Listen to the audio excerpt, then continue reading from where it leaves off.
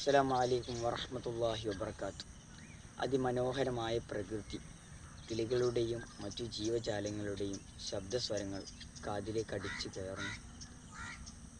ഞാനിപ്പോൾ നിൽക്കുന്നത് കേരളത്തിലെ മലപ്പുറം ജില്ലയിലെ കുണ്ടൂർ എന്ന കൊച്ചു ഗ്രാമത്തിലാണ്. ഇവിടുത്തെ ഈ നീണ്ടു നിവർന്നു കിടക്കുന്ന ഈ വയലുകൾക്ക് ഏറെ കഥകൾ പറയാനുണ്ട്. വാസ്കോഡ ഗാമ കേരളത്തിലേക്ക് വന്നത് നാം ആരെയും ആഗ്രഹിച്ചല്ല, മറിച്ച് ഇവിടുത്തെ വിഭവങ്ങളെയും മറ്റു അസംസ്കൃത വസ്തുക്കളെയും മോഹിച്ചുകൊണ്ട് തന്നെയാണ്. നീണ്ട സ്വതന്ത്ര സമരങ്ങൾക്ക് ശേഷം ഒന്നാം പഞ്ചവത്സര പദ്ധതി എന്ന 2500 കോടി രൂപ മുടക്കിയ ഭീമൻ പദ്ധതി ഇന്ത്യ ആവിഷ്കരിച്ചെടുക്കുകയുണ്ടായി. അതിൻ്റെ പ്രധാന ലക്ഷ്യമെന്നാൽ രാജ്യത്തെ കാർഷിക മേഖലയ്ക്ക് ഊന്നൽ നൽകിക്കൊണ്ടായിരുന്നു അതിൻ്റെ ലക്ഷ്യം. അതിൻ്റെ തിക്തഫലം എന്നോളം ശേഷമുള്ള കാലത്ത് ഇന്ത്യയുടെ GDP-യുടെ 16% കൃഷിയും മറ്റു വ്യവസായങ്ങളുമായിരുന്നു. കൂടാതെ രാജ്യത്തിൻ്റെ പ്രധാന വ്യവസായമായി കൃഷിയെ കണക്കാക്കുന്നു. ഇന്ത്യയിലെ പ്രധാനപ്പെട്ട കൃഷിരീതികൾ 3 രീതിയിലാണ്. ആദ്യമായി ഉപജീവന കൃഷി. എന്താണ് ഉപജീവന കൃഷി?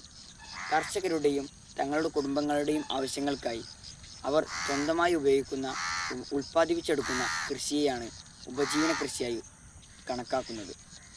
കർഷകർ തങ്ങളുടെ കുടുംബ വളപ്പിലോ മറ്റോ തങ്ങളുടെ അന്നത്തിന് വേണ്ടി ഉണ്ടാക്കുന്ന ഒരു കൃഷി രീതിയാണ് ഉപജീവന കൃഷി. ഇത് നമ്മുടെ ഈ നാട്ടിലെ മിക്ക വീടുകളിലും ഇത് കാണാൻ സാധിക്കുന്നതുമാണ്. അടുത്തതായി ജൈവ കൃഷി. എന്താണ് ജൈവ കൃഷി? ജൈവ കീടനാശിനികളും മറ്റു കമ്പോസ്റ്റ് പോലുള്ളവ ഉപയോഗിച്ച് ഉണ്ടാക്കുന്ന ഒരു രാസരഹിത കൃഷിയെയാണ് ജൈവ കൃഷിയായി കണക്കാക്കുന്നത്. വ്യാവസായിക കൃഷി. എന്താണ് വ്യാവസായിക കൃഷി? മൃഗങ്ങളുടെയും വിളകളുടെയും അമിത ഉൽപ്പാദനത്തെയാണ് വ്യാവസായിക കൃഷിയായി കണക്കാക്കുന്നത്. ഇന്നത്തെ കൃഷി രീതിയിൽ കൂടുതലുള്ളത് വ്യാവസായിക കൃഷിയാണ്. ആളുകൾ കൂടുതൽ സമ്പാദിക്കാനും മറ്റു ആവശ്യങ്ങൾക്കുമായി വ്യവസായ കൃഷിയെ തിരഞ്ഞെടുക്കുന്നു. രാജ്യത്തിൻ്റെ പ്രധാന മാർഗം കൃഷിരീതി ആയതുകൊണ്ട് തന്നെ രാജ്യത്തിൻ്റെ കൃഷിരീതിയെക്കുറിച്ച് പഠനം നടത്തുന്നത് ഇന്ത്യയിലെ ഓരോ വ്യക്തിത്വത്തിൻ്റെയും അനിവാര്യ ഘടകമാണ്. അതുപോലെ രാജ്യത്തിൻ്റെ കൃഷിരീതിയെക്കുറിച്ച് നല്ല പഠനം നടത്തിയ ഒരു മഹൽ വ്യക്തിത്വം നമ്മുടെ കൂടെയുണ്ട്. ഉപരിപഠന വിദ്യാർത്ഥിയുമായ ഇതിനെക്കുറിച്ച് റിസർച്ച് ചെയ്തുകൊണ്ടിരിക്കുന്ന മുഹമ്മദ് സിനാൻ്റെ ആണ് നമ്മുടെ കൂടെയുള്ളത്. അദ്ദേഹത്തോട് നമുക്ക് കൃഷിരീതിയെക്കുറിച്ച് ചോദിച്ചു നോക്കാം. ഇന്ത്യയിലെ കൃഷിരീതിയുടെ പ്രധാന ഒരു കാരണമാണ് കാലാവസ്ഥ. കാലാവസ്ഥയെക്കുറിച്ച് നിങ്ങൾക്ക് എന്താണ് പറയാനുള്ളത്? കാലാവസ്ഥ അടിസ്ഥാനത്തിൽ 3 രീതിയിലാണ് നമ്മൾ കൃഷികളെ കാറ്റഗറൈസ് ചെയ്തിട്ടുള്ളത്. ഒന്നാമത്തേതായിട്ട് ഖാരിഫ് വിളകളാണ്.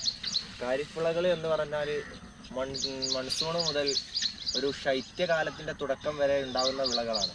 അത് ഏകദേശം നമ്മുടെ ജൂൺ മുതൽ നവംബർ വരെ ഈ വയൽ തീരങ്ങളിലെല്ലാം കൃഷി ചെയ്യുന്ന നെല്ല് പോലത്തത് അതിന് ഉത്തമ ഉദാഹരണമാണ്. നെല്ല് പോലത്തത്. രണ്ടാമതായിട്ട് നമ്മൾ നോക്കുന്നത് റാബി വിളകളാണ്.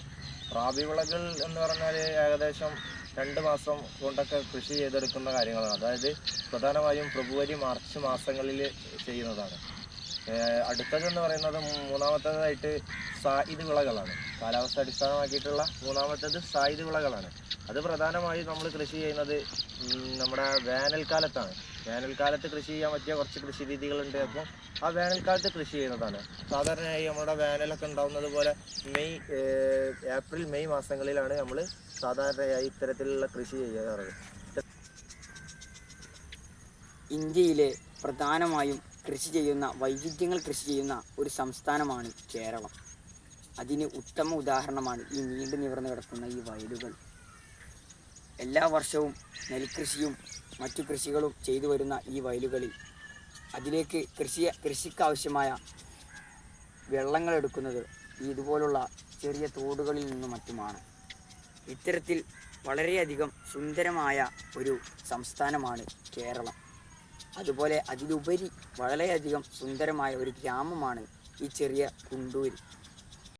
നമ്മുടെ നാട്ടിലെ ഒരു പ്രധാന ക്ഷീര കർഷകനാണ് നമ്മുടെ അബോക്ക വളർത്തുന്ന ആടുകളാണിവ. ഇതുപോലെ ഗ്രാമീണ മേഖലയിൽ വളർത്താൻ പറ്റിയ ഒരു പ്രധാന ക്ഷീര കർഷക വ്യവസായമാണ് ഈ ആടുകൾ വളർത്തൽ. 10 ആടുകളെ വളർത്തുന്ന ഒരു കർഷകനാണ്.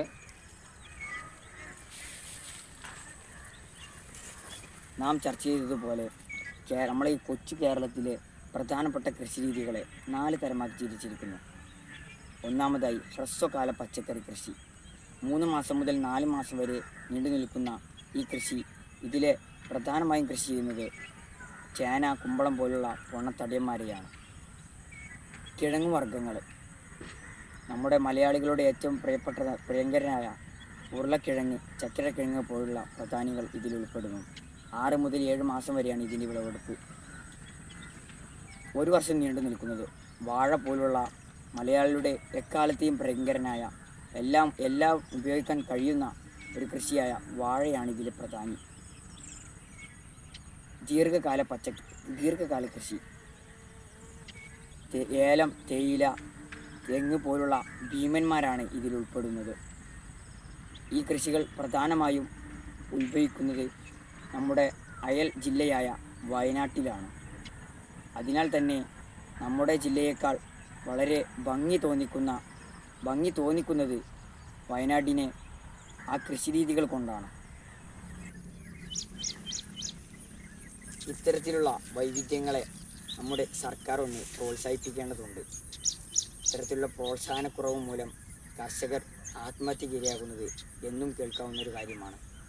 രാജ്യത്ത് ഇന്ന് അധികരിച്ചു വരുന്ന ഈ കർഷക ആത്മഹത്യകൾ കുറക്കണമെങ്കിൽ ആദ്യമായി നമ്മുടെ സർക്കാരും മറ്റു ഉദ്യോഗസ്ഥരും ഈ പാവപ്പെട്ട കർഷകരുടെയും അവരുടെ ജോലികൾക്കും ഒന്ന് തിരിഞ്ഞു നോക്കണം. ഇത്തരത്തിൽ കർഷകർ തിരിഞ്ഞു നോക്കിയില്ലെങ്കിൽ ആത്മഹത്യകൾ കൊണ്ട് രാജ്യം മുഴുകിയിരിക്കും.